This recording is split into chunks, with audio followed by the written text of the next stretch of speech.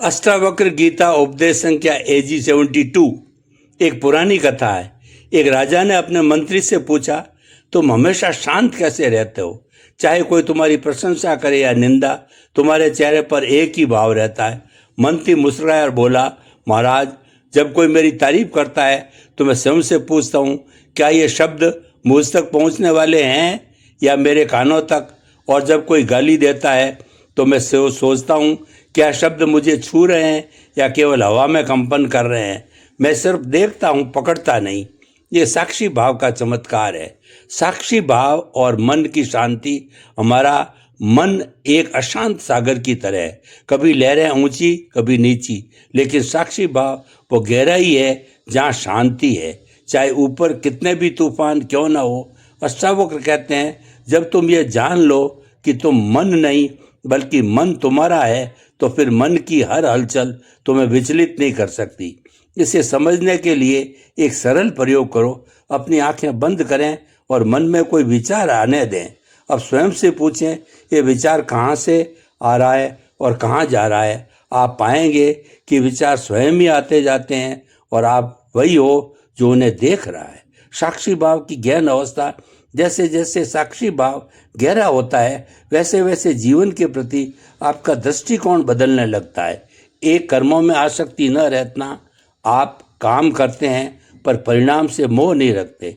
दो संबंधों में स्वतंत्रता। आप प्रेम करते हैं मगर मोह नहीं बनने देते। 3, जीवन के उतार चढ़ाव में समता। सुख दुख एक जैसे लगने लगते हैं। एक साधक ने अपने गुरु से पूछा, गुरुजी, साक्षी भाव की पराकाष्ठा क्या है? गुरु ने एक पत्थर उठाया और साधक के पैर पर दे मारा। साधक चिल्लाया, दर्द हुआ। गुरु बोला, अभी तुम साक्षी नहीं हो। जब तुम ये कहोगे, पैर में संवेदना हुई पर मैं वह हूँ जो इसे देख रहा हूँ, तब समझना कि साक्षी भाव जाग गया।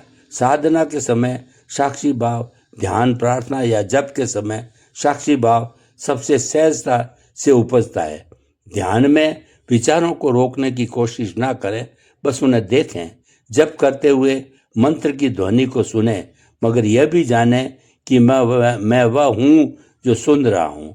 प्रार्थना में भाव उठे पर यह याद रखें, यह भाव मेरे नहीं है, मैं तो इनका दृष्टा हूँ। साक्षी भाव जीवन का सच्चा आनंद। जब साक्षी भाव पूर्ण हो जाता है तो जीवन एक नाटक की तरह लगने लगता है। आप अभिनेता नहीं, दर्शक बन जाते हैं।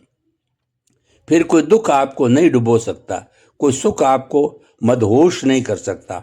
आप शांत, निर्लिप्त और पूर्णतः स्वतंत्र हो जाते हैं। एक बार की बात है, एक राजा ने सन्यासी से पूछा, आपके पास कुछ नहीं है, फिर भी आप इतने प्रसन्न कैसे हैं? सन्यासी हंसा और बोला, महाराज, जिस दिन आप यह जान लेंगे कि आपके पास कुछ है ही नहीं, उस दिन आप भी मेरी तरह हंसेंगे। साक्षी भाव कोई दार्शनिक सिद्धांत नहीं बल्कि जीवन जीने की कला है। यह आपको बताता है कि आप जो खोज रहे हैं वो आपसे कभी अलग हुआ ही नहीं। बस थोड़ा रुकिए, देखिए और जानिए, आप वही हैं जिसकी तलाश है। तो अब से हर पल और सांस में ये अनुभव करें, मैं न शरीर हूँ न मन, मैं तो अनंत चेतना हूँ जो इस सब को देख रही है। और फिर देखिए, जीवन की हर घटना एक दिव्य खेल बन जाएगी। साक्षी भाव संसार में रहते हुए भी असंख्य क्या आपने कभी बारिश के बाद बने तालाब को देखा है? उसमें आसमान, पेड़, पहाड़ सब कुछ दिखाई देता है पर तालाब उनमें नहीं उलझता।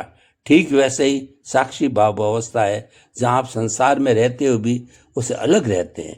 एक युवक ने अपने गुरु से शिकायत की, गुरुजी, मैं संसार छोड़कर जंगल जाना चाहता हूँ, यहाँ रहकर मन शांत नहीं होता। गुरु ने एक लोटा भरकर पानी दिया और कहा, इसे हिलाओ। युवक ने लोटा हिलाया तो पानी में उथल पुथल हो गई। गुरु बोले, अब रुक जाओ। कुछ देर बाद पानी शांत हो गया और उसमें गुरु का चेहरा साफ दिखने लगा।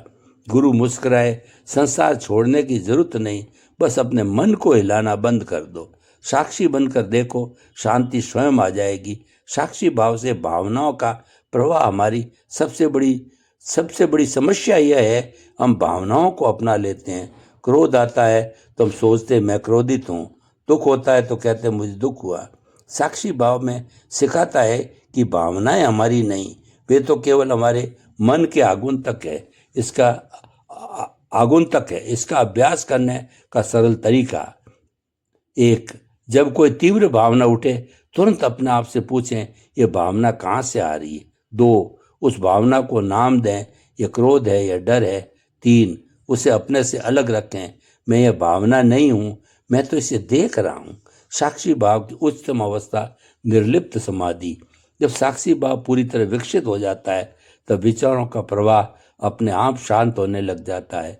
यह वह अवस्था है जिसे निर्विचार समाधि कहते हैं।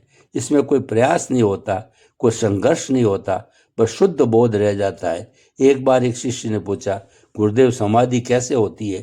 गुरु ने उसे नदी के किनारे ले जाकर पूछा, तुम्हें नदी की धारा में क्या दिख रहा है? शिष्य बोला, लहरें, बुलबुले, तरंगे।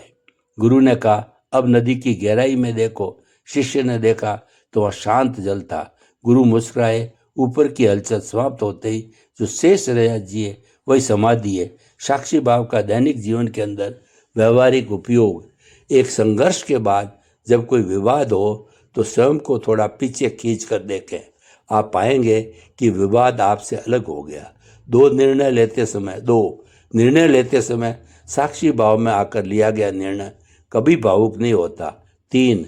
सुख के क्षणों में आनंद को देखें, उसमें डूबे नहीं, हमारे आनंद और गहरे हो जाते हैं।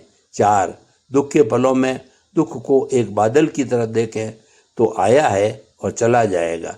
साक्षी भाव मुक्ति का अंतिम रहस्य। अंत में